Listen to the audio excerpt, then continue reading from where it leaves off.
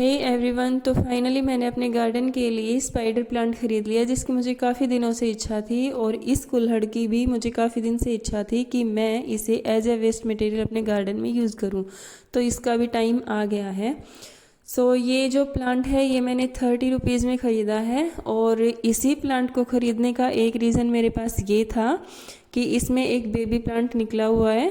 एक mother plant है और एक बेबी प्लांट है, दोनों को मैं डिवाइड करके इससे मुझे 2 प्लांट मिल सकते हैं। तो छोटे वाले प्लांट को मैं जो कुल्हड़ है उसके अंदर ग्रो करूँगी, और जो ये बड़े वाला मदर प्लांट है इसको मैं गमले में इस्तेमाल करूँगी।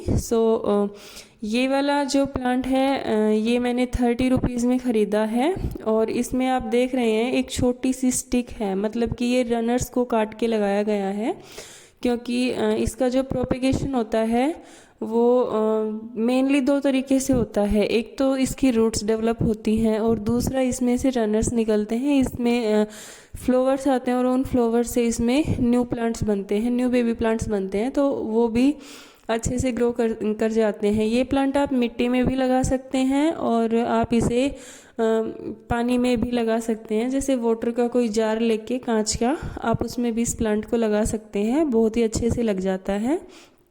इसमें मैंने ये जो गमला लिया है ये मदर प्लांट के लिए थोड़ा बड़ा गमला लिया है, और जो बेबी प्लांट है उसके लिए मैंने ये छोटे वाला कुल्हड़ लिया है। ये मेरे पास टूटा हुआ था और इसको मैं अपने गार्डन में इस्तेमाल कर रही हूँ, क्योंकि अक्सर जो इस तरह की चीज़ें होती हैं वो मैं अपने गार्डन में इस्तेमाल करती रहती हूँ। तो आज इसकी बारी थी। इसमें जो सॉइल मिक्सचर मैंने लिया है उसमें मैंने जैसे गार्डन सॉइल में और गोबर की खाद को मिक्स किया है। जनरली मैं अपने सभी प्लांट्स में ऐसा ही करती हूँ।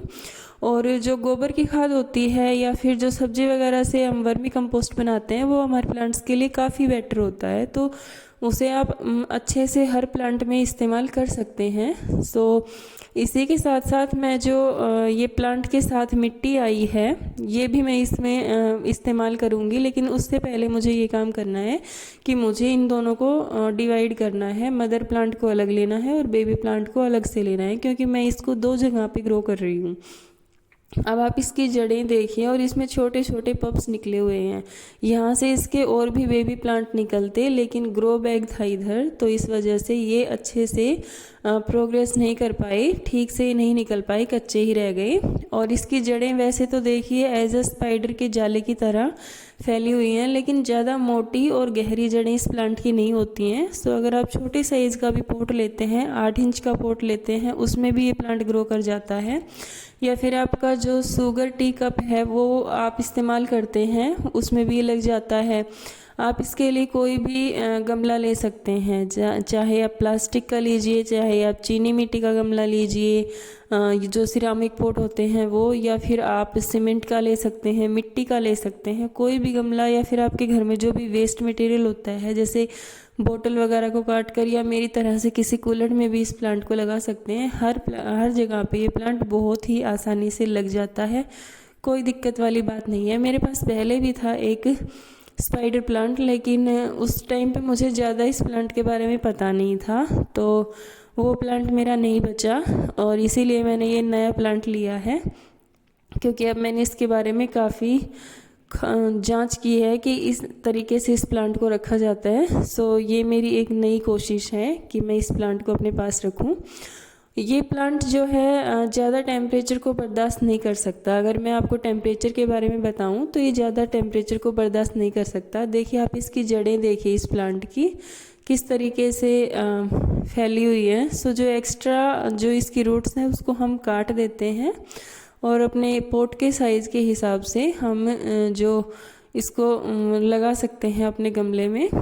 तो उसी तरीके से हमने इसकी जड़ रख ली हैं, इतनी काफ़ी हैं, और बाद में और भी ज़्यादा जड़ें इसकी चलती हैं। साथ ही साथ इसकी जो मिट्टी निकली थी वो भी मैंने बताया था कि मैं अपनी जो सॉइल मिक्स है उसी के साथ इसको इस्तेमाल कर रही हूँ। तो पहले मैं बेबी प्लांट लगाऊंगी, उसके बाद में मदर प्लांट लगाऊंगी। बात कर रहे थे हम टेम्परेचर के बारे में। तो टेम्परेचर इसको ज़्यादा नहीं चाहिए होता है, ये एक इंडोर प्लांट है, आप इसे सनलाइट मत दिखाइए।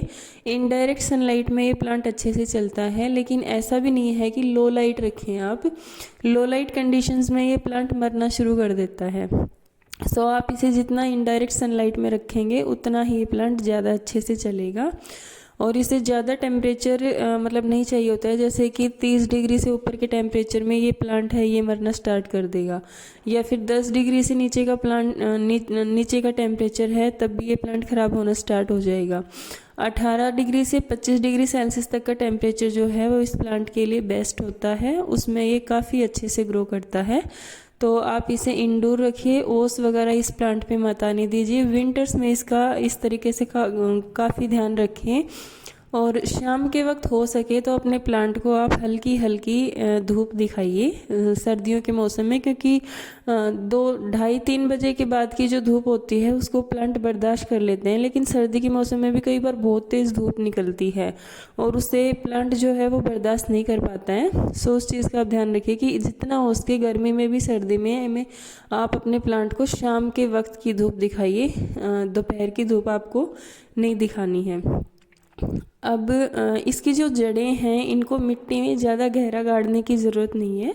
इस प्लांट की जड़ें मैंने आपको बताया कि ज़्यादा गहरी नहीं जाती हैं, सो आप थोड़ा ऊपर ऊपर ही रखिए, ज़्यादा इसे दबाने की ज़्यादा मतलब इसमें बहुत ज़्यादा नीचे तक इस जड़ को रखने की ज़रूरत नहीं है, आप ऊपर ऊपर तक रखिए।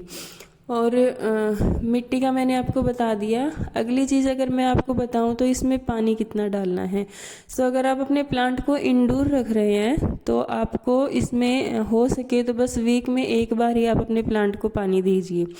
अगर आप इसे रख रहे हैं इनडायरेक्ट सनलाइट में तो आप क्या कर सकते हैं, इसे जैसे 5 दिन में एक बार पानी दे दें, या फिर अगर मतलब आप ऐसे जगह पे रख रहे हैं जहाँ पे कि आपका जो प्लांट है इसकी जो मिट्टी है वो बहुत जल्दी सूख जाती है, तो उस हिसाब से आप देख सकते हैं रिक्वायरमेंट मतलब मिट्टी में रिक्वायरमेंट है या नहीं पानी की, क्योंकि ऊपर से 2 से 3 इंच तक की जब तक मिट्टी नहीं सूख जाती है गमले की उससे पहले आपको इसके अंदर वाटरिंग नहीं करनी चाहिए।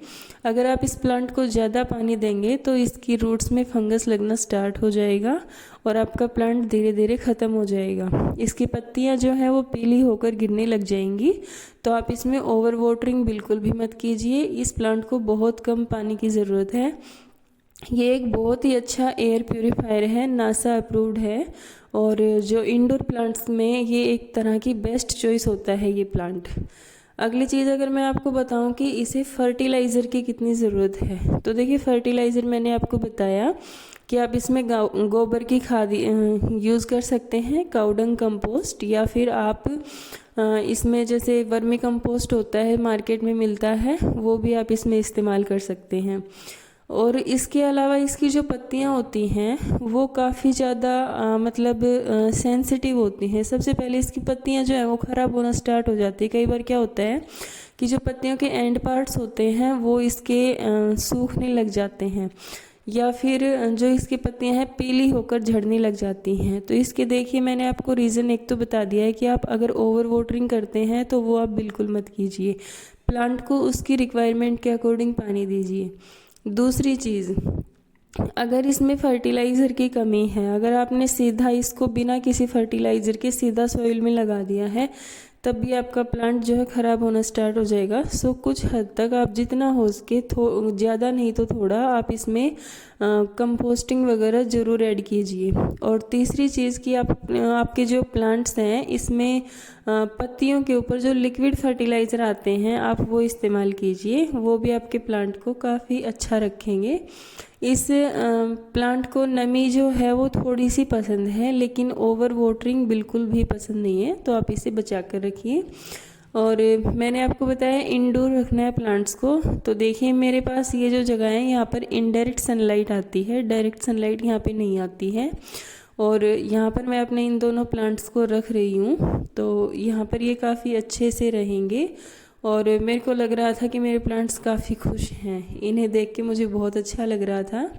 सो ये वाला जो प्लेस है ये मैंने चूज़ किया है अपने प्लांट्स के लिए। सो बताइए आपको कैसा लगा। आई होप मैंने आपको सारा कुछ इस प्लांट के बारे में बता दिया है। और अगर फिर भी आपका कोई डाउट है देन प्लीज़ आप वो मुझसे कमेंट करके पूछ सकते हैं। साथ ही साथ मैं दिखा रही हूँ आपको मेरे मनी प्लांट्स जिसमें कि न्यू पत्तियाँ निकलनी स्टार्ट हो गई हैं। देखिए इसमें नई पत्तियां भी आ गई हैं। साथ में ये वाला जो प्लांट है इसमें भी नई पत्ती आ गई है और अब इसमें से एक और नया पत्ता आ जाएगा। और ये मैंने स्पाइडर प्लांट मैंने रख दिए यहाँ पे। इंडोर प्लांट्स के लिए बरामदे का सेक्शन काफ़ी अच्छा होता है।